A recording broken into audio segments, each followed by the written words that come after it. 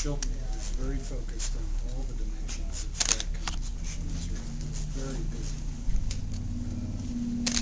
I do not feel right now that space is getting shorted, or that cyber is getting shorted, or any of his other mission sets. This is something that the department has watched over a few years as the mission set grew out there. And there have been concerns from time to time. Right now, I don't sense any shortage of attention on space. In fact, the number of telephone calls that I get from General Chilton would suggest that it's very much on his mind.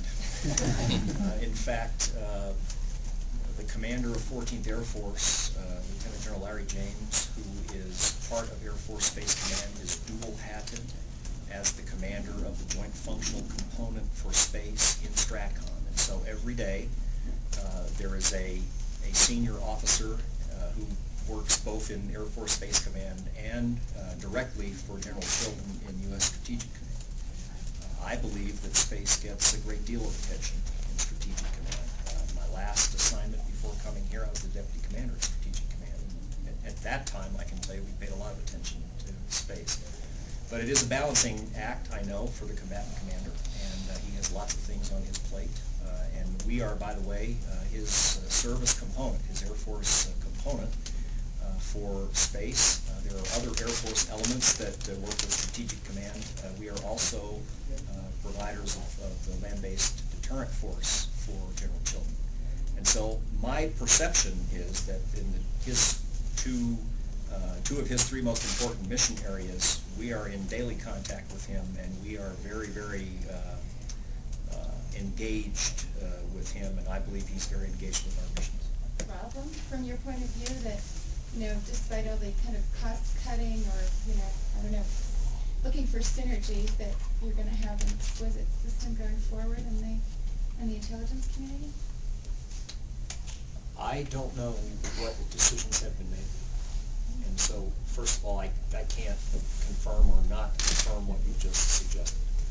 I can tell you that in the relationship that we have with the National Reconnaissance Office on a day-in and day-out basis, I believe we have a very close working relationship.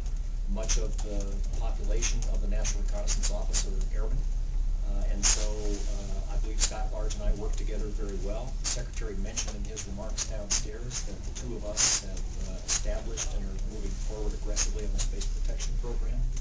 And so from my perspective, at my level, we work very well with the National Reconnaissance Office, and beyond that, I can't really comment on what you suggested because I don't know where that decision process stands. Did you oppose this decision or this proposal to have a distinct and exquisite system? My only concern walking into this discussion, I was not a major part of this discussion because of the role that we play in Air Force Space Command and the systems, the warfighting systems that we have been entrusted with as opposed to the NRO. So what I have offered as part of this debate has been warfighter requirements. And that's essentially where I've left the discussion, offering warfighter. One important thing to remember is that the director of the NRO also works for the Defense Department. And so, independent of the type of spacecraft, the type of system, Defense Department has the ability to put requirements on that system.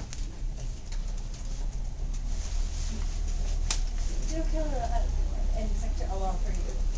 Along the lines of what you just mentioned in response to Barry's question, in terms of advocating for warfighter requirements, there's been a long espoused need for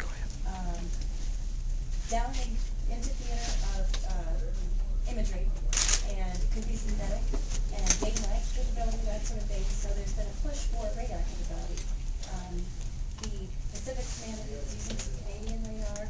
Southcom is currently using some Israeli radar. Where is all this going? Do you anticipate establishing a home office to manage this as a formal program? I'm also hearing that the NGA might be pursuing some sort of program along the lines the next view did for EO. What's kind of the plan here? No, no, tell me We- once. We have for several years and are continuing going forward to plan on utilizing the assets of our international partners and commercial partners where that makes sense for mission accomplishment. The details of those requirements are warfighter requirements, and those particular needs and arrangements vary over time, but they are sort of enduring, recognized pieces of ongoing work, and I think that they need to be part of our overall architecture going forward. Yeah, so do you anticipate a sort of a more formal arrangement, or is this gonna be kind of ad hoc contracting, or are we gonna see a tier 2 office, for example, for space radar, or? I think this remains to be seen. What we were asked to do at this point is to go assess the various commercial alternatives that are out there, specifically with radar.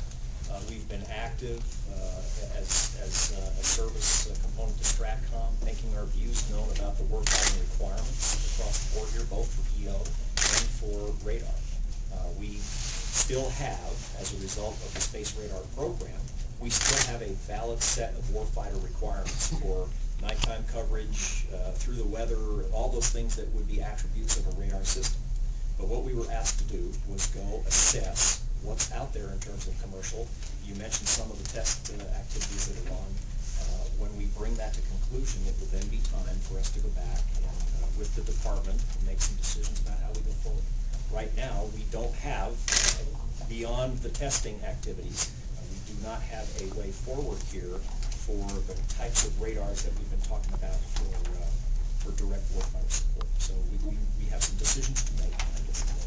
Is there a time for making those decisions, just to close that? Well, we will continue to work the data from these commercial providers, and that will go on for some time here. And then as we make decisions on the budgets as they come forward, we'll have to make decisions on where we go.